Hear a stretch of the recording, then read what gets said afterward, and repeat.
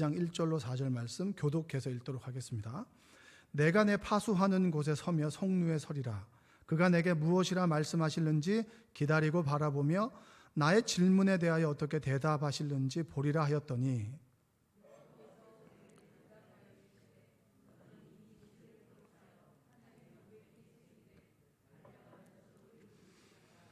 이 묵시는 정한 때가 있나니 그 종말이 속히 이르겠고 결코 거짓되지 아니하리라.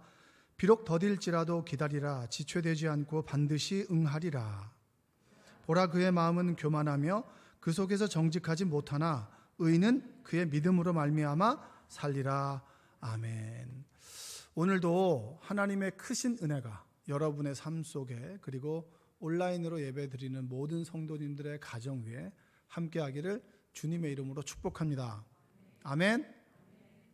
12일 날 제가 굉장히 제 가슴을 따뜻하게 하는, 제 눈시울이 붉어지는 그런 기사를 좀 보게 됐습니다. 그 기사의 내용이 이렇습니다. 그러니까 수급자 가정이에요. 그러니까 아버지와 딸이 생활하는 가정인데 이제 식당 주방에서 일을 합니다. 그런데 아이가 어리다 보니까 식당 주방에서 아이를 데리고 가서 일을 못하니까 번번이 이제 일을 못하게 되는 거예요. 그리고 아이가 또 피부병으로 아파가지고 6개월을 쉬었습니다. 그러니까 돈이 있겠어요, 없겠어요? 돈이 없죠. 근데 딸의 생일이 됐어요. 생일이 됐는데 그냥 그 계란밥이랑 계란 후라이를 해줬어요. 너무 마음이 안 좋잖아요. 아빠가 이혼한 것 같아요. 근데 이제 그래서 아이한테 혹시 먹고 싶은 게 있니? 라고 했더니 피자 먹고 싶고 그 다음에 치킨이 먹고 싶다고 이렇게 얘기를 한 거예요. 그럼 여러분, 만약에 여러분이라면 어떤 마음이 들까요? 가슴이 찢어지잖아요. 이건 애 키워본 사람은 다 알죠. 근데 갑자기 그 기사를 듣는데 제가 그 아버지 같은 거예요. 우리 아들도 이제 뭐 사달라고 했을 때 못 사준 적이 있거든요. 이런 거 안 먹어도 된다고 이러면서. 저도 그런 적이 있기 때문에 이입이 되는 거예요. 이 아버지가 가슴이 무너지는 과정 속에서 어떻게 했냐면, 예전에 한 번씩 시켜 먹었던 피자집에다가 제 전화를 한 거죠. 그래서 이렇게 얘기했습니다. 7살 딸을 혼자 키우는데 당장 돈이 없어 부탁드려 봅니다. 20일 기초생활 수급비 받는 날 드릴 수 있습니다. 꼭 드릴게요. 라고 해서 피자랑 치킨을 좀 무료로 달라고 한 거예요.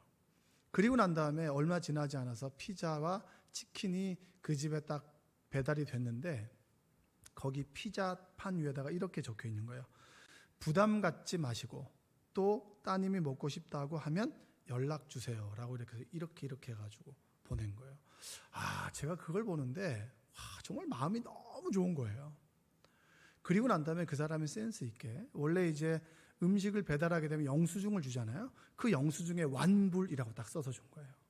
그러니까 그걸 바라보는 그 아버지가 얼마나 마음이 좋겠어요. 감사하면서도 미안하기도 하고, 또 딸아이가 그렇게 열심히 먹는 모습을 보니까 너무 행복한 거죠.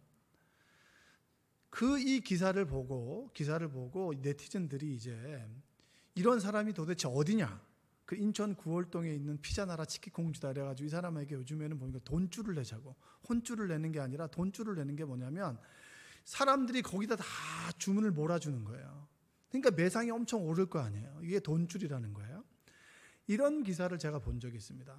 그러고 난 다음에 그 아이는 너무 좋으니까 그 고마움을 표현하기 위해서 그림을 그린 거죠. 그 사장님에 대한 기쁨, 감사를 표현한 그림을 그려서 다시 전달하고. 제가 이 기사를 보면서 두 가지 생각을 하게 됐어요. 첫 번째는 뭐냐면 왜 이렇게 잔고가 571원이 되는 그런 가정이 존재해야만 하는가, 이런 거예요. 만약에 여러분, 이 아버지가 자신의 삶을 비관해서 571원밖에 없고 아이에게 피자 하나 사줄 수 없는 삶을 비관해서 스스로 목숨을 끊었다면 굉장히 큰 뉴스가 되겠죠. 아이하고 동반해서 아이의 목숨을 빼앗고 스스로의 목숨을 빼앗았다면 정말 우리는 비극에서 비극을 경험할 겁니다. 근데 그 순간에 어려움을 비관하지 않고 도움을 요청하고 도움을 준 사람들이 있었다는 거예요. 왜 이런 사람이 생기느냐라는 거예요. 우리가 하나님을 믿지만 왜 하나님께서는 부자인 사람은 주시고 가난한 사람은 그냥 놔두십니까? 이게 이제 우리가 흔히 얘기하는 신정론에 대한 물음입니다. 하나님은 선하신데 왜 악은 존재하고, 하나님 선하신데 왜 가난한 자의 그 어려운 삶을 놔두십니까? 라고 하는 질문이에요. 그리고 두 번째는 뭐냐면, 두 번째는 정말 우리 마음을 따뜻하게 하는 젊은 사장님이 있다는 거예요. 그냥 피자, 피치킨을 그냥 주는 것만이 아니라 따뜻한 그 사람의 입장이 되어서 부담 없이 또 딸아이가 먹고 싶어하면 부담 없이 시켜주세요. 그리고 영수증에 완불이라고 써서 그 먹는 사람의 마음을 조금 가볍게 해주는 따뜻한 사람들이 우리 삶 가운데, 우리 주변에는 있다라고 하는 겁니다. 우리는 어떤 상황에 대해서 왜라고 하는 질문을 하죠. 왜 이런 사람이 생깁니까? 왜 이런 일들이 나에게 일어납니까? 왜 이렇게 갑작스럽게 나에게 병이 찾아옵니까? 왜 갑작스럽게 내 삶에 실패가 나에게 찾아옵니까? 라고 이야기를 하죠. 근데 사회는, 이 기사는, 우리 주변에 일어난 일들은 왜에 대한 질문을 주기보다는 어떻게 살아야 되라고 하는 답을 주고 있어요. 왜 수급자가 생깁니까? 왜 가난한 사람이 생깁니까? 라고 하는 질문을 접어두고 그 사람들에게 내가 어떻게 하면 해주면 될까? 어떻게 그 사람들에게 뭔가라도 도움이 될까? 또 내가 어려움의 순간에 있을 때 누구에게 어떻게 도움을 받을 수 있을까? 우리의 사고를 왜라고 하는 것에서 어떻게라고 하는 것으로 바꿔야 되지 않겠는가? 전 여러분들이 왜에 빠져서 비판적이고, 그리고 왜라고 하는 것에 빠져서 비관적인 삶이 아니라, 그래, 어떻게 살아갈 수 있지라고 하는 긍정적으로, 건설적으로 여러분의 삶을 설계할 수 있는 여러분 되시기를 주님의 이름으로 축원드립니다. 하박국에서 우리는 왜라고 하는 패러다임에서 어떻게라고 하는 패러다임으로 바뀌는 하박국의 모습을 볼 수가 있어요. 하박국은 남유다에서 활동했던 선지자입니다. 남유다의 역사에 보면 여러분, 히스기야 왕이 있어요. 므낫세가 있어요. 그 다음에 요시야 왕이 있어요. 여러분, 남유다에서 별로 기억할 왕이 별로 없어요. 그 중에서 기억해야 될 두 사람이 있다면 바로 히스기야하고 요시야입니다. 종교개혁을 일으켰고, 요시야는 여러분 율법책을 발견하면서 말씀대로 사람들을 가르치고 말씀 앞에서 회개해서 다시 한번 유다의 부흥을 꾀했던 인물입니다. 근데 히스기야 왕의 아들이 므낫세가 정말 차반충에서 개차반이었어요. 개차반. 히스기야가 했던 것들을 다 까먹고 더 말아먹는 그 일들을 므낫세가 하고 난 다음에 하나님께서 마음을 완전히 돌이켜버렸어요. 그래서 요시야가 아무리 다시 하나님께로 돌아와도 하나님께서 마음을 바꾸지 않았어요. 이 요시야의 아들이 여호아하스입니다. 여호아하스가 둘째 아들이에요. 둘째 아들이 왕위를 활동하다가 애굽의 바로 누고 왕에게 의해서 끌려가 버려요. 그러니까 왕이 없죠. 그러니까 요시야의 첫째 아들이 여호와김입니다. 여호와김이 첫째 아들이 이제 다시 왕위를 잇게 됩니다. 그때 누가 쳐들어오냐면 BC 605년에 바벨론이 쳐들어오는 거예요. 바벨론이 쳐들어오면서 그때 누구를 끌고 갔냐면 바벨론과 새 친구들, 똘똘한 애들을 다 끌고 갔어요. 그 여호와김 시대 BC 605년 그때 누가 활동했냐면 하박국이 활동한 거죠. 예레미야랑 같이. 그럼 뭐라고 얘기하겠어요? 하나님 정말 살아계신 거 맞습니까? 왜 이들에게 우리가 끌려가야 됩니까? 왜 우리가 이 야만인들에게 우리가 이런 고통과 고난을 겪어야 됩니까? 왕이 끌려가고 똘똘한 우리의 자녀들이 끌려가고 우리가 그들에게 조공을 바쳐야 되고 납죽 엎드려야 되는 일들이 왜 우리에게 일어나게 됩니까? 그리고 여호와김이 끌려갔어요. 여호와김 아들이 여호와긴이에요. 여호와긴도 BC 598년에 다시 바벨론이 2차로 침공하게 되면서 그때 정말 똘똘하던 기술자들이나 이런 사람들, 이런 에스겔을 끌고 가버려요. 그때 끌고 가는 다음에 왕이 끌고 가게 되죠. 이 하박국이 그걸 다 보는 거예요. 여호야긴이 끌고 간 다음에 누가 다시 들어오냐면 바로 요시야의 아들입니다. 요시야의 막내 아들 시드기야가 마지막 왕이 되는 거예요. 마지막 왕이 될 때 BC 586년에 마지막으로 바벨론이 3차로 쳐들어오면서 나라가 완전히 무너지게 되는 거예요. 여러분, 이 상황을 하박국이 보면서 하나님께 질문하는 거예요. 하박국이 하나님께 왜 그렇습니까? 하나님이 이래서 그렇다. 왜 그렇습니까? 이렇게 그렇다. 왜 이렇게 하다가 그의 삶이 어떻게로 바뀌어버려요. 이게 바로 여러분 하박국을 바라보는 키워드가 될 수 있습니다. 하박국 1장 2절을 한번 읽어볼까요? 1장 2절 한번 읽어보겠습니다. 여호와여 내가 부르짖어도 주께서 듣지 아니하시니 어느 때까지리이까 내가 강포로 말미암아 외쳐도 주께서 구원하지 아니하시나이다. 살려달라고 했는데 왜 하나님께서는 응답해 주시지 않습니까?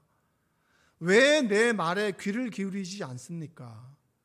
왜 저들 저렇게 흉포한 저 바벨론에게 이 나라를 맡기십니까? 우리의 딸들이 우리의 아들들이 왜 그들로부터 끌려가야 됩니까? 라고 질문하죠. 하나님의 대답입니다. 1장 6절 한번 큰 소리를 읽어보겠습니다. 시작.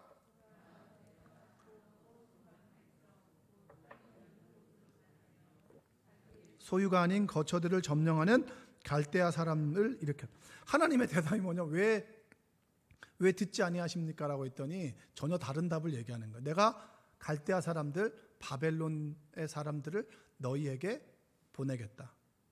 여러분 이건 하박국이 이해가 되지 않는 거예요. 하박국이라는 뜻은 껴안다는 뜻입니다. 뭘 껴안아요? 이 이해가 되지 않는 이 사회적 현실을 껴안고 그리고 하나님의 마음을 껴안고 내가 어떻게 살아야 될지 그것에 대해 끝까지 질문하고 아파했던 사람이 하박국이라는 사람이에요. 소호선지자. 소호선지자의 외침이죠. 하박국이 또 질문합니다. 악으로 선을 심판하는 게 옳은 겁니까? 이렇게 질문하는 거예요. 하박국 1장 13절 한번 읽어볼까요?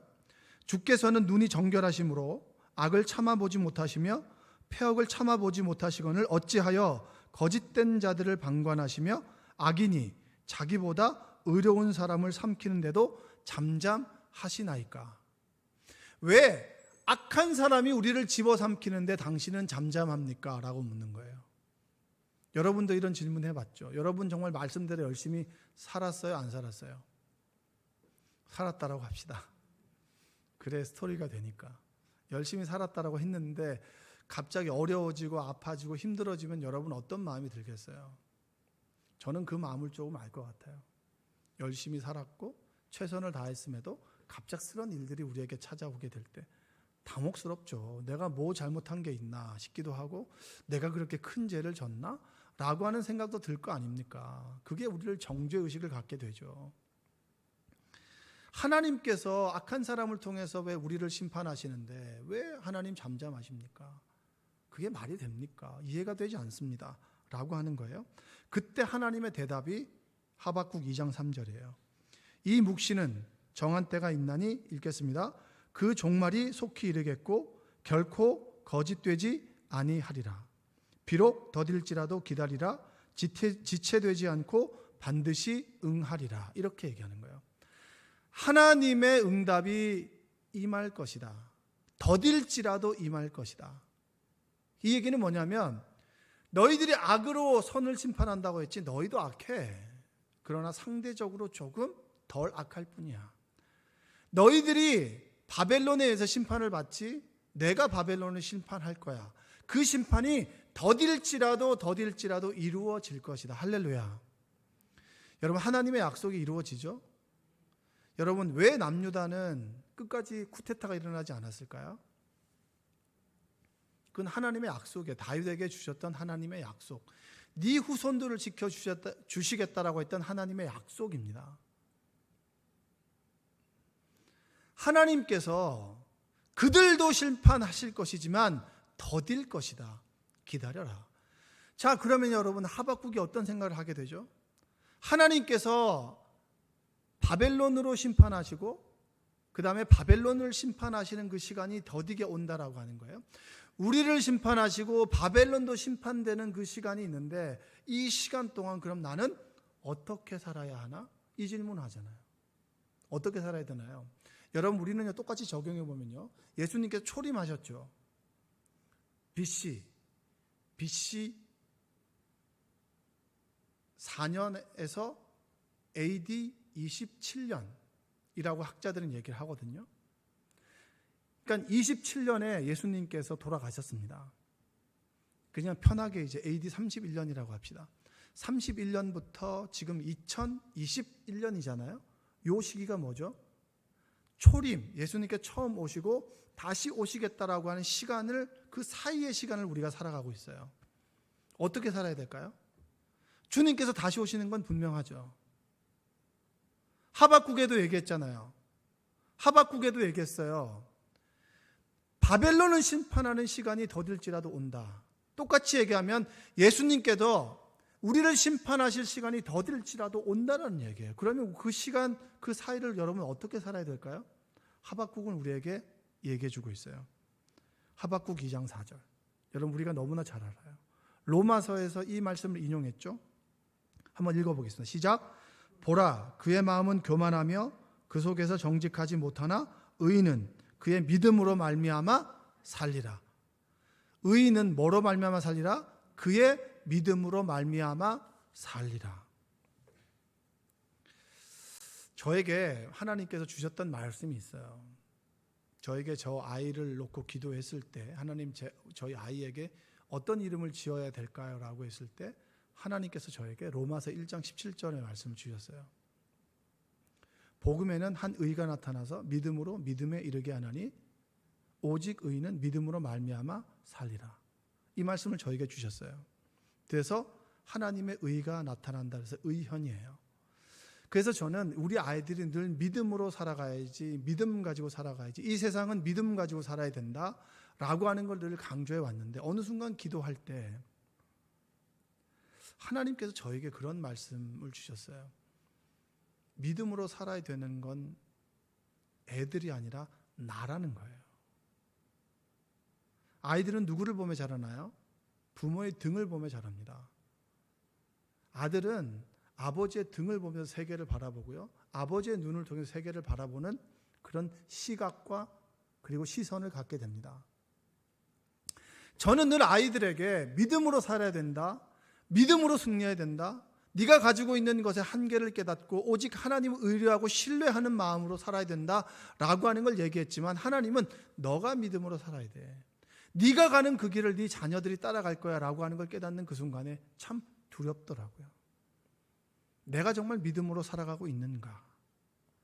로마서 1장 17절, 여러분 이 17절의 말씀은 여러분 어거스틴, 요한 웨슬리 이 말씀을 듣고 회심했던 말씀이에요.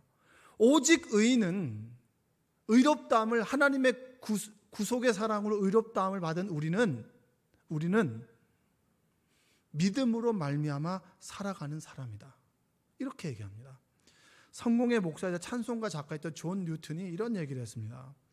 천국에 갔을 때 우리가 놀라는 세 가지가 있다는 거예요. 세 가지. 몇 가지가 있다고요? 첫 번째는 뭐냐면 내가 오리라고 생각했던 그 사람이 그곳에 없다는 겁니다. 저 사람 분명히 올 것 같은데 천국에 가니까 그 사람이 없다는 거예요. 주변에 한번 좀 돌아보세요. 이 시간이 마지막일 수 있어요. 저는 여러분 모두가 함께 천국에서 봤으면 좋겠어요. 제가 사랑하는 생명나무교회 공동체 성도님들 천국에서 다시 만났으면 좋겠어요. 한번 고백할까요? 천국에서 만납시다. 네. 지금 천국 가 있는 사람도 있는데 네? 천국에서 만납시다. 저 사람은 분명히 천국 갈 거라고 생각했는데 그게 믿음이 아니었던 거죠. 두 번째는 뭐냐면 천국에 오리라고 생각하지 않았던 그 사람이 그곳에 있다는 거예요. 여러분 어떤 사람이에요? 오지 않을 것 같은데 있는 사람인가요? 그렇지 않았으면 좋겠어요. 누가 보든 믿음대로 살아가는 사람들이다. 믿음대로 그 길을 갔다가 천국에 왔구나 라는 여러분 되시기를 주님의 이름으로 축복합니다. 세 번째는 뭐냐면 나 같은 죄인이 이 자리에 와 있다는 거예요. 우리가 믿음대로 살아가지 못하면 내 스스로 천국 갈 수 있다라고 하는 자기 확신이 있어도 하나님 보시기에 그것이 믿음이 아니라면 천국에 가지 않는 것이 맞는 거 아닌가요? 그래서 우리는 믿음에 서 있는지를 늘 두렵고 떨리는 마음으로 내 믿음의 길과 하나님의 말씀을 늘 비추어 보고 내 길이 하나님께서 원하시는 길인지 아닌지를 돌아봐야 하는 거예요. 여러분들이 그 길을 걸어가는 여러분 되시기 바랍니다. 사람들이 세상에 휩쓸려 살아간다 할지라도 믿음의 길을 걸어가는 여러분 되시기 바랍니다. 제가 참 부끄러운 고백 하나 할까요? 제가 이제 마태복음 14장의 말씀을 읽는데 참 많은 걸 깨달았어요.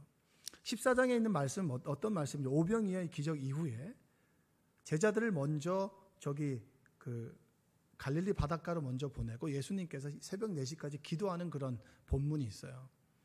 여러분, 주님께서 일으키신 기적은 공통점이 하나 있습니다. 뭐냐면 요구한 것에 대한 응답이었어요. 주님께서는 자신을 드러내기 위해서 기적을 막 베푼 사람이 아니에요. 기적을 막 흘리고 다닌 사람이 아니란 말이에요. 보기를 원하는, 간절히 원하는 자에게 보게 하셨고, 할렐루야. 낫기를 원하는, 간절히 원하는 사람에게 그 부르짖음에 응답하셔서 낫게 하셨습니다. 아멘하는 사람은 나을지어다. 네. 그리고 삶에 정말 의미 없음을 깨닫는 자에게 그가 주님께 나왔을 때, 주님을 만났을 때 비로소 길리요 진리요 생명 되신 그 주님의 그 기적의 역사.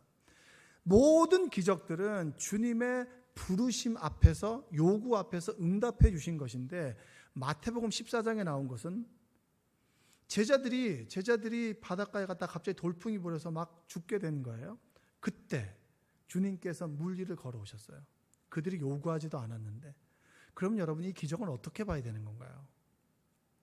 주님이 오버하셨나요?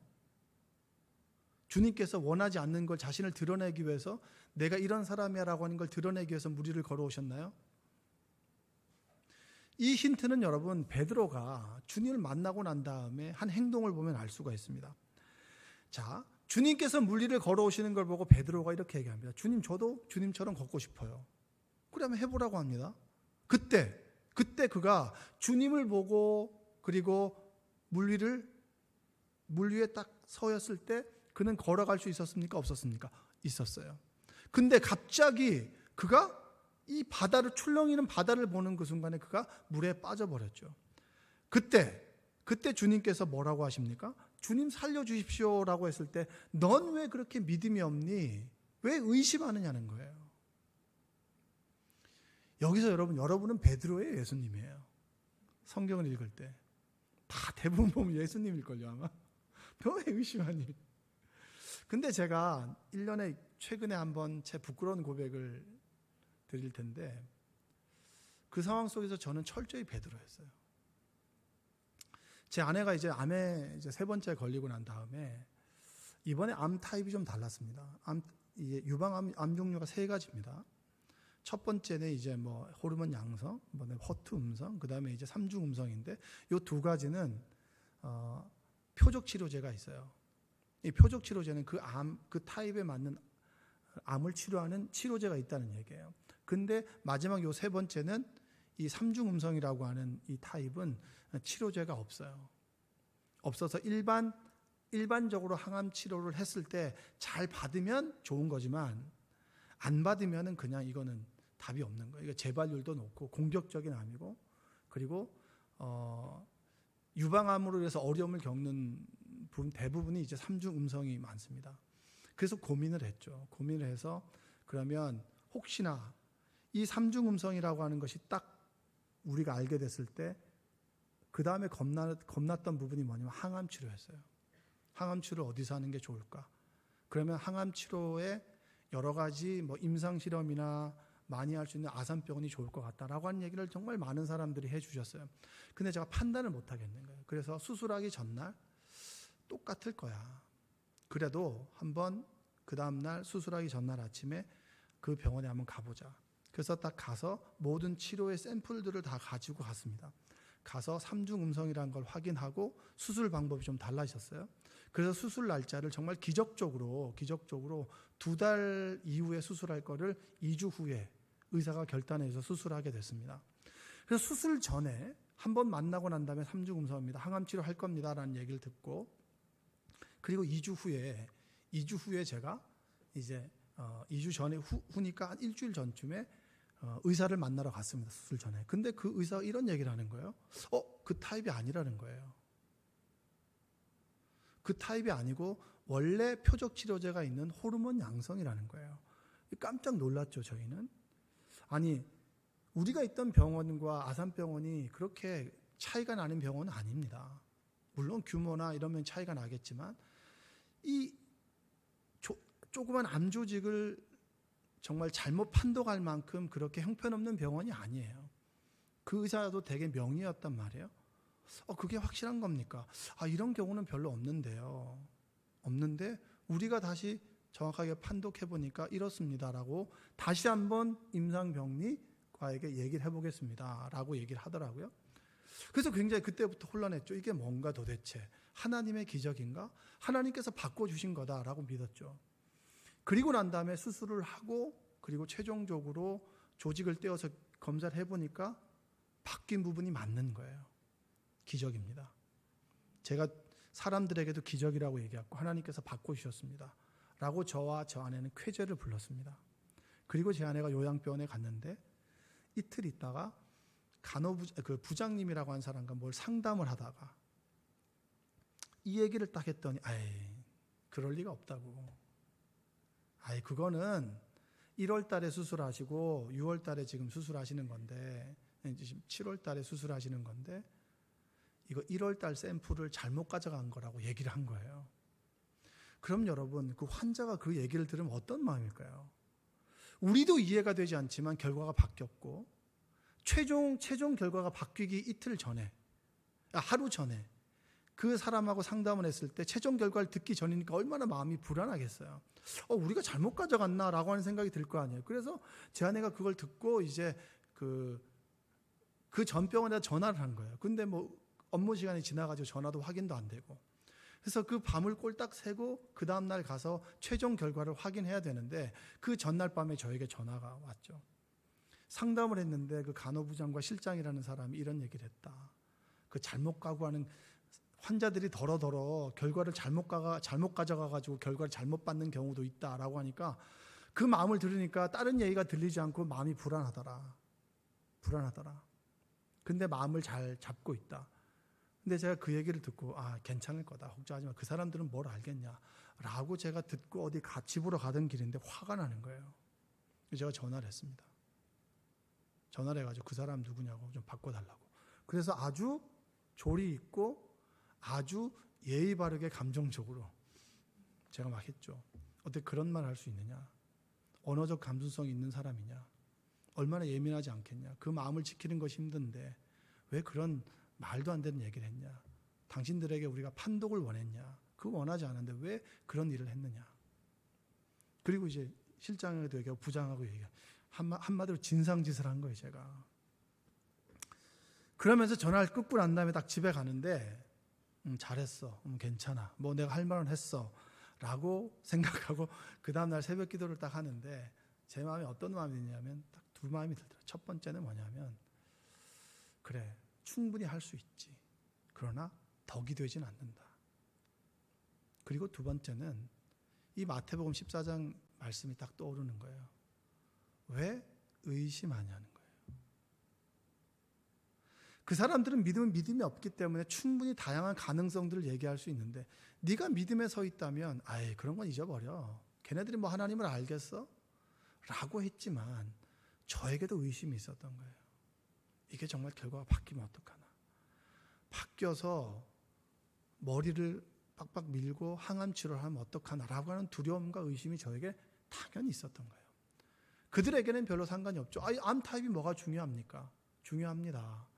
타입 하나 때문에 머리를 깎고 항암 치료를 받는 것하고 안 받는 것 그만큼 큽니다. 라고 제가 막 설명할 필요 없이 그 사람들이 뭘 알겠어. 여러분 우리는 믿음으로 산다고 하지만 늘 의심해요. 믿음으로 그 길을 걸어갈 수 있다고 하지만 늘 의심해서 곁길로 빠지기도 하고요. 좌절하고 절망하기도 합니다. 그럼에도 불구하고 우리가 붙들어야 되는 건 뭔지 아세요? 여호와로 말미암아 믿음으로 살아가는 그 길을 택해야 되는 거예요. 너무나 감사한 게 뭔지 아십니까? 믿음의 길에서 탈선해서 의심 가지고 물에 빠졌어요. 누가 일으켜줬죠? 주님께서 베드로를 일으켜 주셨어요. 할렐루야. 우리가 믿음이 없음에도 불구하고 이 자리에 서 있는 이유가 뭔지 아십니까? 믿음이 없음에도 불구하고 주님께서 우리를 손잡아 일으켜 주기 때문에 우리가 이 자리에 있는 거예요. 우리가 믿음이 없어서 날마다 넘어질 수 있지만 그럼에도 불구하고 주님께서 우리의 손을 붙잡아 주시기 때문에 우리가 이 자리에 서 있는 거예요. 이 자리에서 우리가 주님의 이름을 고백하고 말씀대로 살아가겠습니다라는 고백을 드릴 수 있는 거예요. 진짜 믿음이 있다 없다는 어디서 판가름 나는 줄 아세요? 믿음을 잃어버리는 그 순간에, 내 삶 속에 왜라고 하는 질문을 끊임없이 주님께 하는 그 순간에 너 믿음이 있니 없니가 드러나게 되는 겁니다.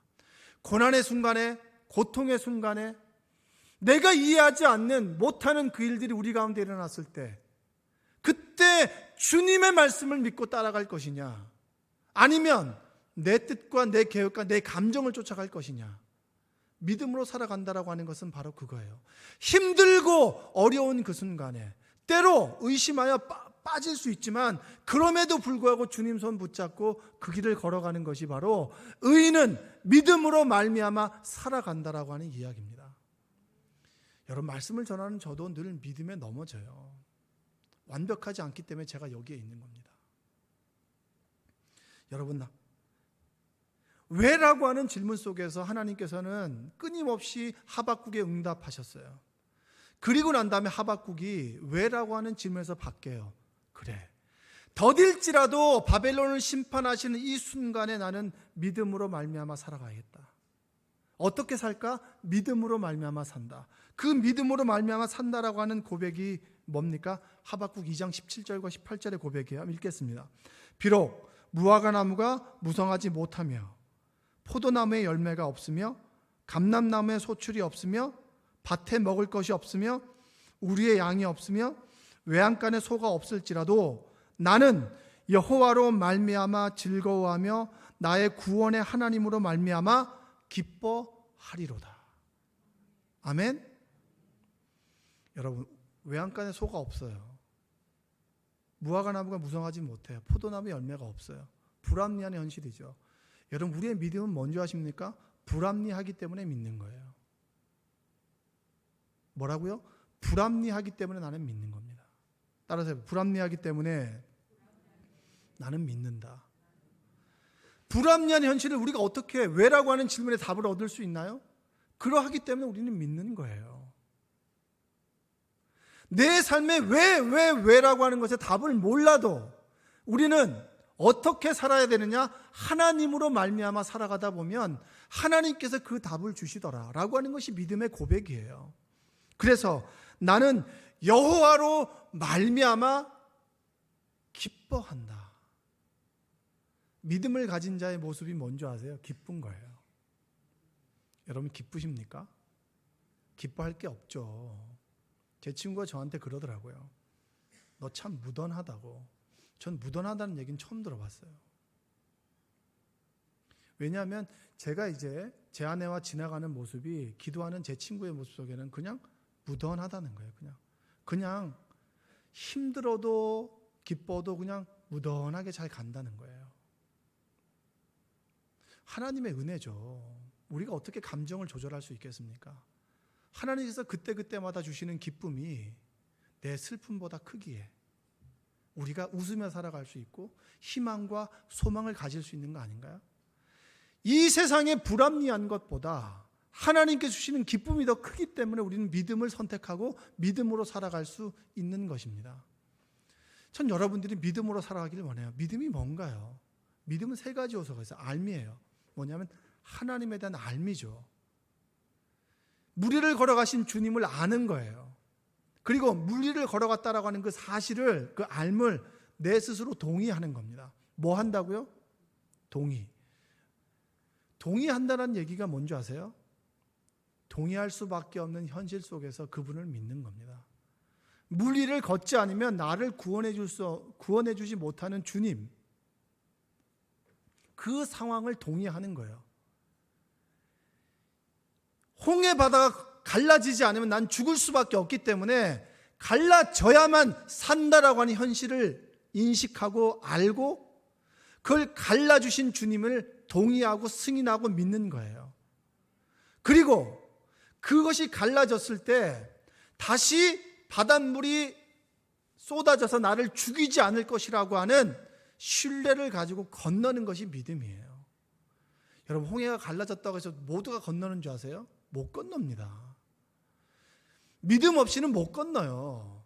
주님에 대해서 알고 갈라진 현실을 내가 동의하고 믿고 그리고 다시 넘쳐서 나를 해하지 않을 것이다라고 하는 신뢰, 맡김을 가지고 걸어가는 것, 이것이 믿음입니다. 여러분들이 하박국의 외침처럼 어떻게 살아야 되는가? 왜 나에게 이런 일이 일어납니까? 라고 하는 그런 질문보다 나는 믿음을 가지고 살아가겠습니다. 믿음으로 기뻐하겠습니다. 라고 하는 고백이 여러분에게 있기를 주님의 이름으로 축복합니다. 하박국 2장 19절에 뭐라고 합니까? 주 여호와는 나의 힘이시라. 나의 발을 사슴과 같게 하사 나를 나의 높은 곳으로 다니게 하시리로다. 하박국에 있어서 믿음으로 말미암아 산다, 여호와로 말미암아 산다라고 하는 게 뭡니까? 그분이 나의 힘 되신다. 얼마나 두렵습니까? 내가 미네한테 물어봤더니 자기는 죽는 게 무섭지 않대요. 말도 안 되는 소리죠. 사람들 그래요. 죽는 게 무섭지 않다 그래요. 근데 당신이 만약에 불치암에 걸린다면, 암에 걸리는 건 두려워요. 왜 두려운지 아세요? 암 걸리면 죽거든요. 그럼 죽음이 두려운 거예요? 안 두려운 거예요? 두려운 거예요. 여러분, 우리에게 죽음은 굉장히 두려운 겁니다. 그러나 죽음이 우리에게 다가올지라도 우리가 지금 웃을 수 있는 건 뭔지 아세요? 그 두려움보다 주님께서 주시는 힘이 좀 더 크기 때문에 우리가 기쁨으로 살아갈 수 있어요. 여러분들이 오직 의인은 믿음으로 말미암아 산다. 그 믿음은 뭡니까? 하나님께서 나의 힘이 되신다. 그 힘이 되신 하나님께 모든 걸 내어 맡기는 것, 그것이 믿음으로 살아가는 삶입니다. 여러분들이 믿음으로 살아가는 삶이 되시기를 주님의 이름으로 축원드립니다. 기도할까요? 사랑과 은혜가 풍성하신 아버지 하나님 감사합니다. 참 부족하고 믿음이 있다 선포하지만 믿음이 없을 때가 참 많이 있습니다. 그럼에도 불구하고 손잡아 주셔서 이곳에 불러주신 주님 감사합니다. 오직 의인은 믿음으로 말미암아 살라라고 했던 그 말씀이 나의 고백이 되게 하시고 주님만이 나의 힘 되십니다. 그분께서 힘 되시기에 내가 더 높은 곳을 뛰어다닐 수 있습니다. 주님, 내 삶에 처한 현실이 어렵고 힘들고 아플지라도 주님께서 나의 힘 되시고 여호와로 말미암아 그분을 신뢰하며 믿음 가지고 살아가도록 우리를 인도하여 주시옵소서. 왜라고 하는 것에 빠져서 하나님을 잃어버리지 않도록 하시고 내가 어떻게 살아야 되지? 그래, 하나님과 동행하며 살아야지. 그분 손잡고 살아가야지. 그분을 믿음으로 그분 주시는 힘 가지고 살아가야지 라고 하는 지혜로운 믿음 가진 성도들 되기 원합니다. 주여 함께하여 주시옵소서. 예수님의 이름으로 기도합니다. 아멘. 우리 이 시간에 나는 믿는